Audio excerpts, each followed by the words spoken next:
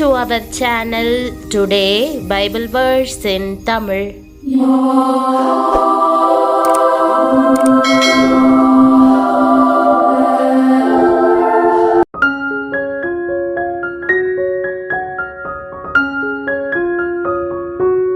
இன்றைய வசனம் 1 தெசலோனிக்கேயர் 5ஆம் அதிகாரம் 23ஆம் வசனம்.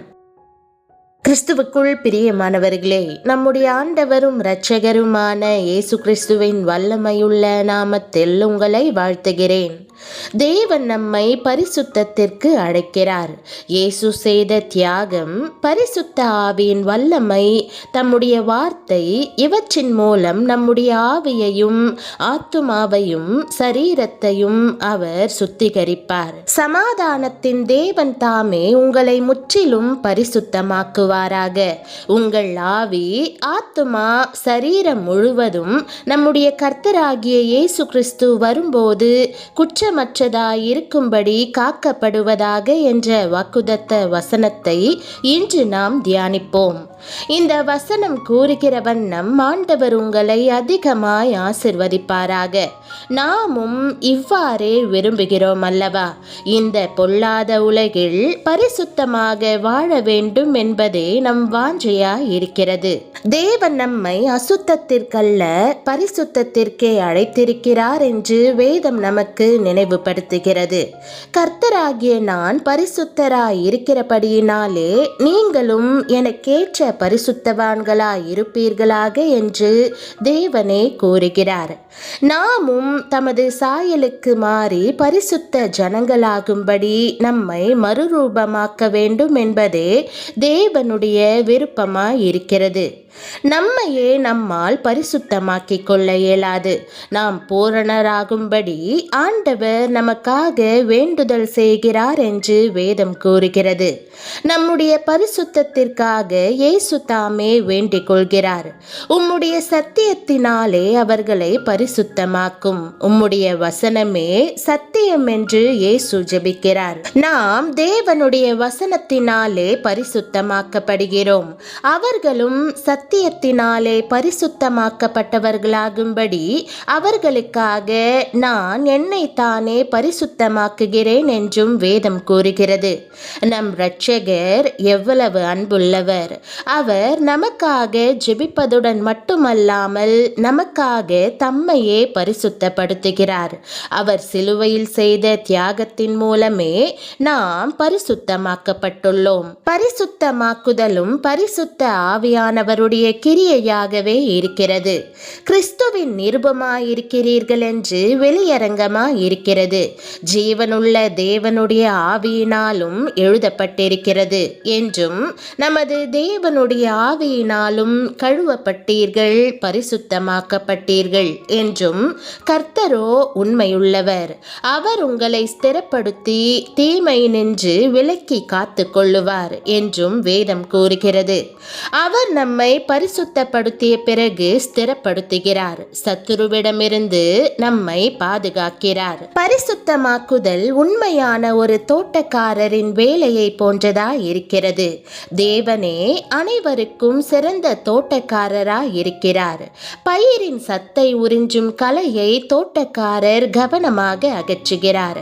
அவ்வாறே நம் வாழ்விலும் நம்முடைய பலனை உறிஞ்சும் சில காரியங்களை ஆண்டவர் அகற்றி போடுகிறார். கிளை கழிப்பது நமக்கு வேதனையாக இருந்தாலும் இறுதியில் நமக்கு நன்மையையே தரும். நாம் பூரணராகி அவருக்குள் முழுமையடையும் வண்ணம் பரிசுத்தப்படுத்துவதற்காக தேவன் அப்படி செய்கிறார். யோபு இதை அறிந்தே நான் போகும் வழியை அவர் அறிவார். அவர் என்னை சோதித்த பின் நான் பொன்னாக விளங்குவேன் என்று சொல்கிறான். பொன்னானது சுத்தமாக்கப்பட பல்வேறு சுத்திகரிப்பு முறைகள் செய்யப்படுவது போல நாம் தம் முன்னே குற்றமற்றவர்களாக காணப்படும்படி நம்மை சுத்திகரிக்கிறார். அவர் நம் ஆவியை மட்டும் சுத்திகரிப்பதோடு நின்று விடாமல் ஆத்துமாவையும் சரீரத்தையும் முழுமையாக சுத்திகரிக்கிறார். பிரியமானவர்களே, உண்மையுள்ள தோட்டக்காரராகிய நம் ஆண்டவர் தாமே இப்போது உங்களை முற்றிலும் சுத்திகரித்து பரிசுத்தமாக்குவாராக. நம்முடைய தேவன் சகல நன்மை நன்மைகளையும் சம்பூரணமாய் கொடுக்கிற தேவன். ஆவி, ஆத்துமா, சரீரம் முழுவதற்கும் பரிசுத்தத்தை தந்து வழுவாதபடி கடைசி வரை நிலைநிறுத்துகிற தேவன். நம் ஆண்டவராகிய கர்த்தர் ஒருவரே தம்முடைய பரிசுத்தத்தை நமக்கு தர வல்லவர். இந்த பூமியிலே நம்மை குறித்து தேவனுடைய நோக்கம் என்ன? ஆம், நம்மை முற்றிலும் பரிசுத்தமாக்குவதே அவருடைய நோக்கம். இயேசு கிறிஸ்து வரும்போது நம்மை மாசற்றவர்களாய் நிலைநிறுத்தவே அவர் விரும்புகிறார். அதற்காகவே கர்த்தர் பரிசுத்த ஆவியானவரை நமக்கு தந்திருக்கிறார். புறஜாதியாராகிய பலி பரிசுத்த ஆவியினாலே பரிசுத்தமாக்கப்பட்டு என்று ரோமர் 15:15 வாசிக்கிறோம். முற்றிலும் பரிசுத்தமாக்குவதற்கான இந்த பெரிய ஊழியத்திலே பரிசுத்த ஆவியானவரின் ஒரு பகுதியை காணலாம். அவர் செய்கிற முதல் காரியம் பாவத்தின் வல்லமையிலிருந்தும் அக்கிரம பழக்க வழக்கங்களிலிருந்தும் பாவியான மனுஷனை விடுவிக்கிறார். அன்று பேதுரு பிரசங்கம் பண்ணின போது பரிசுத்த ஆவியானவர் வசனத்தை கேட்ட ஒவ்வொருவருடைய உள்ளத்திலும் கிரியை செய்த போது அவர்கள் பாவத்தை குறித்து உணர்த்தப்பட்டார்கள். சகோதரன்மாரே, ரட்சிக்கப்படுவதற்கு நாங்கள் என்ன செய்ய வேண்டும் என்று கேட்டார்கள். பரிசுத்த ஆவியானவர் பாவத்தை குறித்தும் நீதியை குறித்தும் நியாய தீர்ப்பை குறித்தும் கண்டித்து உணர்த்துவதுதான் இதற்கு காரணம். இரண்டாவதாக, பரிசுத்த ஆவியானவர் ரட்சிக்கப்பட்ட தேவனுடைய பிள்ளைகளுக்கு பாவத்தின் மேல் ஒரு ஜெயம் தருகிறார். பரிசுத்த ஆவி உங்களிடத்தில் வரும்போது நீங்கள் பலனடைவீர்கள் என்று அவர் வாக்குத்தத்தம் பண்ணுகிறார். ஆகவே பரிசுத்த ஆவியினுடைய பலத்தின் வல்லமையினாலே தோல்விகளை ஜெயமாக்குகிறோம், தடைகளை தகர்த்து எறிகிறோம். மூன்றாவதாக, பரிசுத்த ஆவியானவர் நம்முடைய வாழ்க்கையிலே வல்லமையை கொண்டு வருகிறார். ஊழியம் செய்வதற்கான வல்லமையை நமக்கு கொடுக்கிறார். சத்துருவினுடைய கைகளிலிருந்து ஆத்துமாக்களை விடுவிக்கும் வல்லமை கிடைக்கிறது. பாதாளத்தின் வாசல்களை நொறுங்கடித்து சபைகளை ஸ்தாபிக்கிற வல்லமை கிடைக்கிறது. ஜனங்களுக்கு நன்மை செய்யும்படியான வல்லமையும் கிருபையும் கிடைக்கிறது. நான்காவதாக, பரிசுத்த ஆவியானவர் நமக்குள் வாசம் பண்ணி தெய்வீக சுபாவத்தை நமக்குள் கொண்டு வந்து நம்மை பரிசுத்தத்திலே பூரணப்படுத்துகிறார். பிரியமானவர்களே, நீங்கள் தேவனுடைய ஆலயமாய் இருக்கிறீர்கள் என்றும் தேவனுடைய ஆவி உங்களில் வாசமாயிருக்கிறார் என்றும் அறியாதிருக்கிறீர்களா?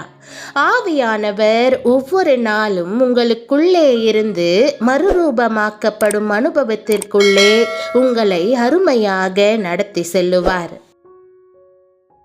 ஜெபம். அன்பின் ஆண்டவரே, மறுரூபமாக்கும் கிருபையை திறந்த இருதயத்துடன் வேண்டி உம்மிடம் வருகிறேன். உம்முடைய வருகையின் போது நான் குற்றமற்றவளாக காணப்படும்படி என் ஆவியையும் ஆத்துமாவையும் சரீரத்தையும் பரிசுத்தமாக்கும். சத்தியத்தில் என்னை பரிசுத்தப்படுத்தும். வெளியேற பெற்ற உம்முடைய வார்த்தைக்காகவும் எனக்காக சிலுவையில் தன்னையே பலி கொடுத்து இன்றும் என் பரிசுத்தத்திற்காக வேண்டுதல் செய்கிறவருமான என்னுடைய இரட்சகரான இயேசுவுக்காகவும் உமக்கு நன்றி செலுத்துகிறேன். நான் உம்முடன் சஞ்சரிப்பதை தடுக்கும் எல்லாவற்றையும் உம்முடைய பரிசுத்த ஆவியின் வல்லமையினால் அகற்றி பொன்னை போல தொடர்ந்து என்னை சுத்திகரிப்பீராக. உம்முடைய வழிகளில் என்னை நிலைநிறுத்தும்படி என்னை பலப்படுத்தி அருளும்.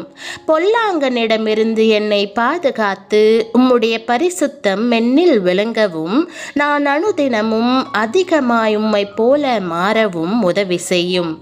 நான் பூரணமான மனுஷியாக விளங்கும்படி நீர் நல்ல தோட்டக்காரரை போல அயராமல் உழைக்கிறீர் என்று நம்புகிறேன்.